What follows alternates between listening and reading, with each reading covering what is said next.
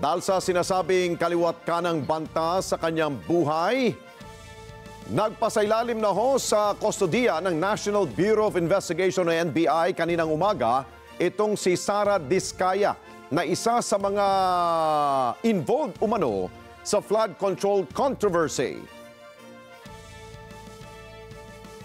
Una nang pinamamadali ni Pangulong Ferdinand Marcos Jr. ang pagpapalabas ng warrant of arrest laban sa mag-asawang Diskaya, kabilang ang ilang dating opisyal ng DPWH at individual na sangkot sa Ghost Flood Control Project sa Davao Occidental.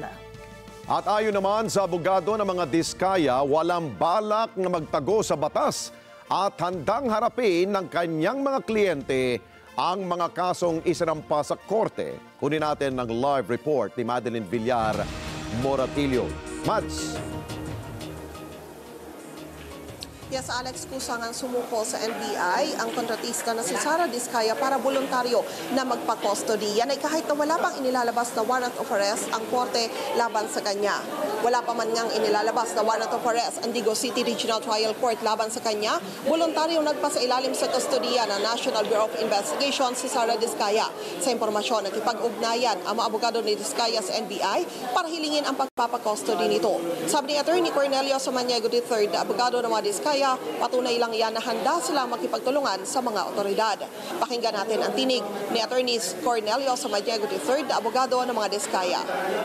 So, malinis po ang kanilang konsensya kasi kung talagang meron silang kasalanan, hindi nila haharapin yan dahil napakabigat po nung kasong haharapin nila ng bail. Minabuti po niya na huwag nang antayin yung warrant of arrest. Una rito, sinampa na sa Digos RTC ng Ombudsman ang graft and malversation kaugnay sa Ghost Project umano sa Barangay Kulaman sa Jose Abad Santos sa Davao Occidental laban kay Diskaya at ilan pang opisyal ng Department of Public Works and Highways. Ang proyekto na award sa St. Timothy Construction Corporation noong Enero 22 ng 2022 at sinabing na kompleto umano noong October 2 ng 2022 rin. Pero sa ginawang inspeksyon, wala umanong itinayong proyekto. Nanindigan naman ang kampo ng mga Diskaya na wala silang Ghost Project. Pakinggan natin muli ang tinig ni Attorney Cornelio Samaniego III na abogado ng mga Diskaya. Barangay Kulaman, Abad Santos, sa may Davao Occidental. Tapos po yan. May mga pictures po. Kinumpirma naman ni Samaniego na sumuko na kagabi sa Pasig City Police si Roma Rimando na Executive Officer ng St. Timothy Construction Corporation. Voluntaryo din umano niyang isinuko ang kanyang Philippine passport, patunay na wala itong balak na lumabas sa bansa. Sa impormasyon ay mananatili muna si Sara Diskaya dito sa NBI habang wala pang inilalabas na commitment order ang Digos RTC kung saan nga ba idedetene itong si Sara Diskaya. Balik sa inyo dyan, Alex.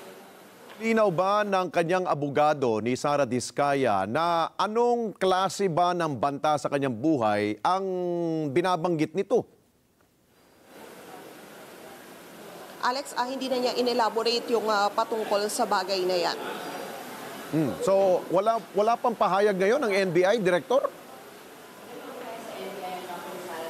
Hanggang sa ngayon, Alex, patuloy pa rin tayo na nag-aantay dito sa NBI kung maglalabas ba. Kasi ang sabi kanina ng NBI ay maglalabas daw ng opisyal na pahayag patungkol sa ginawang pagsuko dito ni Sara Diskaya. Pero hanggang sa mga oras na ito ay wala pa rin opisyal na humaharap sa atin dito at wala pa rin silang inilalabas na anumang statement. Oo, so linawin natin, kaninang umaga, naipuslit sa dyan, papasok sa NBI office, no? So walang nakapansin. Nino man. Alex, yung sinasabing umaga, yun yung pagsundo sa kanya. Sa impormasyon kasi meron tayong nakausap na sinundo siya mismo na matauhan ng NBI sa hindi nila tinukoy na lugar para na rin sa kanyang proteksyon at saka siya dinala dito sa punong tanggapan nila sa Pasay City.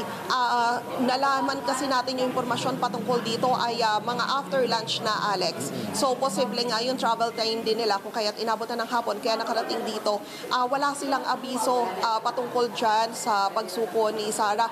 At maging yung kanyang abogado ay wala ring naging kumbaga timbre patungkol dito. Katunayan, yung isa sa mga opisyal ng St. Timothy, kagabi pa pala sumuko doon sa Pasig City Police pero hindi rin nila ito ipinaalam.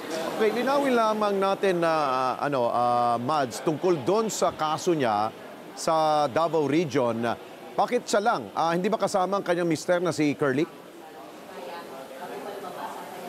Hindi rin masabi ni Attorney Samaniego, Alex, pero ang impormasyon daw kasi niya, ang kasama lang doon sa kaso na yon ay si Sara lang, hindi kasama si Curly, maging yung iba pang mga opisyal ng kumpanya at ibang opisyal ng Department of Public Works and Highways doon sa Davao. Okay, para lang sa kaalaman ng ating mga manonood, si Curly Diskaya ay nasan ngayon? Kasulukuyan ba siya nakakulong sa Senate premises?